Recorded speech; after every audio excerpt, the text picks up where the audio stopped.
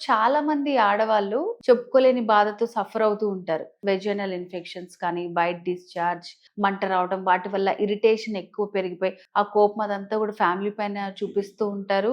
మందులు వాడినా అది రిపీట్ అయిపోతూ ఉంటదనమాట. సో, ఇవన్నీ కూడా కంప్లీట్‌గా తగ్గాలి. వాళ్ళు మంచి హ్యాపీ లైఫ్ లీడ్ చేయాలంటే ఏమన్నా సప్లిమెంట్స్ ఉన్నాయంటారా? ఒకసారి వెజనల్ ఇన్ఫెక్షన్ వచ్చిన తర్వాత వైట్ డిశ్చార్జ్ గానీ, మంట రావడం గానీ, బ్యాక్ పెయిన్ రావడం గానీ, దురద గానీ ఇలాంటివి వచ్చినాయంటే మీరు అన్నట్టు ఏంటంటే antibiotics, anti fungals, vaginal washes వాడతారు. అప్పటికప్పుడు తగ్గుతుంది. అది ఆపంగానే మళ్ళీ వస్తుంది. హ్మ్. అలా రావటానికి గల రీజన్ ఏంటంటే ఇప్పుడు మీరు చూసినారంటే వెజనాలో అక్కడ గుడ్ బ్యాక్టీరియా ఎట్టయితే కడుపులో గుడ్ బ్యాక్టీరియా, బ్యాడ్ బ్యాక్టీరియా ఉంటుందో వెజనా కూడా గుడ్ బ్యాక్టీరియా, బ్యాడ్ బ్యాక్టీరియా రెండు ఉంటాయి. సో ఈ గుడ్ బ్యాక్టీరియా వెజనాలో ఉండే బ్యాడ్ బ్యాక్టీరియాని కంట్రోల్లో పెట్టి ఎలాంటి ఇన్ఫెక్షన్ రాకుండా మేనేజ్ చేస్తూ ఉంటుంది. ఇప్పుడు antibiotics, anti fungals, vaginal washes వాడినప్పుడు అది గుడ్ బ్యాక్టీరియాని చంపుతుంది, బ్యాడ్ బ్యాక్టీరియాని చంపుతుంది. సో ఇప్పుడు ఏం చేయాలా?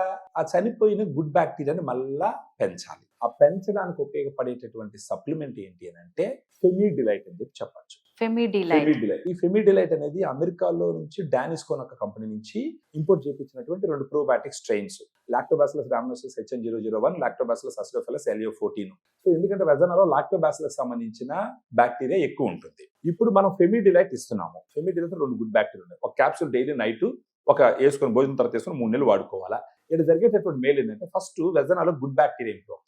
అక్కడ వెజనల్ pH 3.5 నుంచి 4.2 మధ్య మెయింటైన్ అవుతుంది. అది యాసిడ్ ఎన్విరాన్మెంట్. యాసిడ్ ఎన్విరాన్మెంట్ లో బ్యాడ్ బ్యాక్టీరియా బతకలేదు.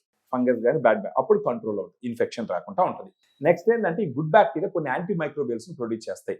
బ్యాక్టీరియోసిన్స్ అని, హైడ్రోజన్ పెరాక్సైడ్ అని చెప్పేసి ఇవి మళ్ళీ బ్యాడ్ బ్యాక్టీరియాస్ చంపి కంట్రోల్లో పెడతాయి. సో ఇప్పుడు antibiotics, anti fungals, vaginal washes వాడి ఆపిన తర్వాత కంపల్సరీ ఫెమిడిలైట్ ఒక 3 నెలల పాటు వాడుకుంటూ దాంతో పాటు యూటీ బ్రీజ్ అనేసి ఇంకొక సప్లిమెంట్ ఉంటుంది. దానివల్ల ఏమవుతుంది? యూరినరీ ట్రాక్ లో ఉండేటటువంటి బ్యాడ్ బ్యాక్టీరియా యూరినరీ ట్రాక్ గోడ మీద కూర్చోకుండా ఎచ్చరిషియా కొలై అంటాం ఆ బ్యాడ్ బ్యాక్టీరియాని, అది యూరిన్ ద్వారా ఫ్లష్ అవుట్ చేస్తుంది. ఎందుకు యూరినరీ ట్రాక్, వెజైనా రెండు హ్యాండిల్ చేయాలంటే ఆడవాళ్ళకి వాళ్ళ స్వరూపాన్ని బట్టి వెజైనా తర్వాత యానస్, యూరెత్రా చాలా దగ్గరగా ఉంటాయి అనమాట.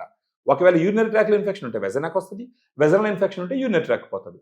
సో మొత్తం ఇన్ఫెక్షన్ హ్యాండిల్ చేయడానికి యూటీ బ్రీజ్ అనే టాబ్లెట్ ఉదయాన్నే భోజనం తర్వాత ఒక టాబ్లెట్ ఒక మంత్ పాటు వేసుకొని ఫెమిడిలైట్ నైట్ ఒక క్యాప్సూల్ ఒక 3 నెలలు వాడుకుంటే ఎక్సలెంట్ గా ఈ ఇన్ఫెక్షన్ తగ్గి మళ్ళీ రాకుండా, ఎలాంటి సైడ్ ఎఫెక్ట్స్ లేకుండా, అవసరమైతే ఫెమిడిలైట్ ఎప్పుడు కావాల్సి ఉంటే అప్పుడు వాడుకో.